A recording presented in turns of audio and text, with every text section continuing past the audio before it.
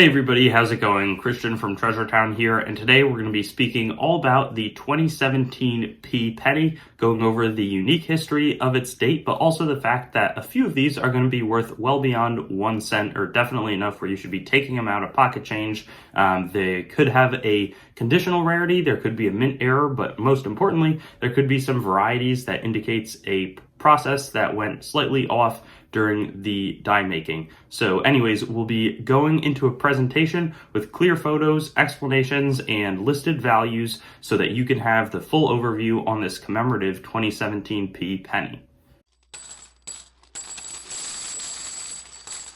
So here we've got the 2017 P Lincoln Shield Cent. We're going to talk about, it is a special coin, but about the overall coin before that. So they replaced the Lincoln Memorial design after a 1-year commemorative featuring 4 different reverses in 2009. 1909 saw Lincoln as the first person on a U.S. circulating coin, and they kept his obverse the same ever since. They switched it up, 13 striped shield for the 13 initial states, supporting the federal shield overall. This doesn't have any of the major key dates or varieties, but we'll get into some of the non-major key dates, or the non-major varieties, in just a moment.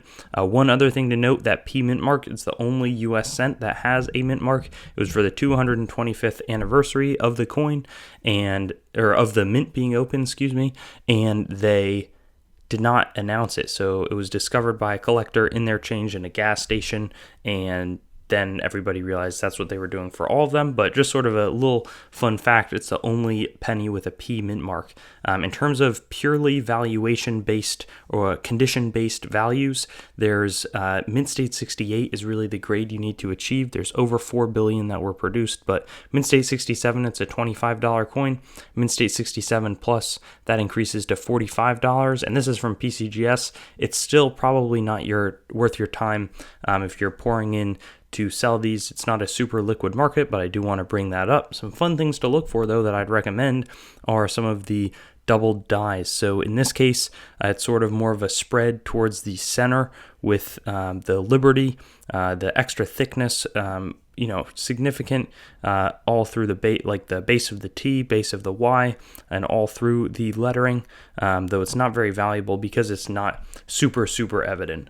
So $6 Mint State 65 as opposed to $1 isn't bad. This one is clearer because you can see that extra thickness strongly in the left branch of the Y compared to the right branch, and that makes it very distinct. Same thing in the R, even if you compare to this R, just so much less of a sort of hole in the middle of it. $10 in Mint State 65. This next one, you can see a little bit, tiny bit of notching in the upper left of the T and the Y, as well as some spread in the 2 and the 0, slightly extra thick, but I think the notching is the best place to view it in this example. And then lastly, this is just moderate extra thickness, honestly pretty light, all throughout the Liberty, especially in the T and the Y, but not super clear. So you can read up more at coppercoins.com and refer back to that with a little bit more analysis. Wexler's also documented each of these varieties, but there's not a ton of value. What there can be,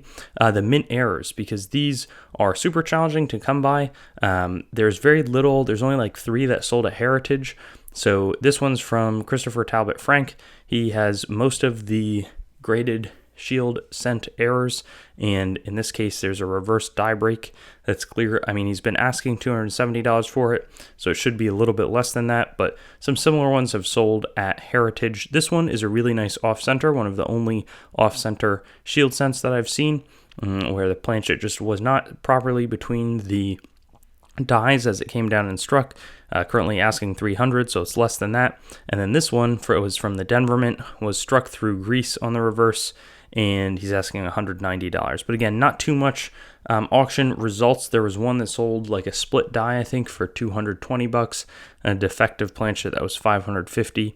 But there's very few of these out there, again, compared to Lincoln Memorials, where there's an abundance. So it makes it that much more important that you check, make sure there's not these cool little die breaks or split dies or whatever they may be.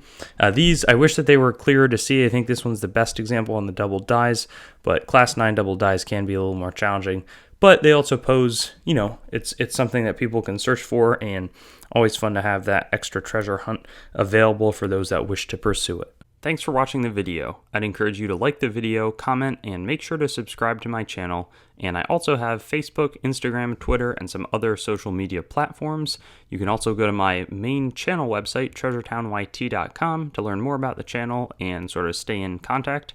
I also will eventually host all of these videos on coinsmetalscards.com, which will be both news, marketplace, and coin information. I do have the goal of eventually getting pretty much every US coin, date, mint mark, denomination on the channel with a similar video to the one that you just watched, and that will likely all be hosted there. And then I also have treasuretowncoins.com, which is sort of my coin dealing wing, coin dealing only entity that is a little bit less focused on content production. So thank you so much, and I'll look forward to seeing you on some of my other videos. I also have videos that are not just the date, mint mark, denomination recap in this format, so you can check some of those out, and I'll have fun seeing you there.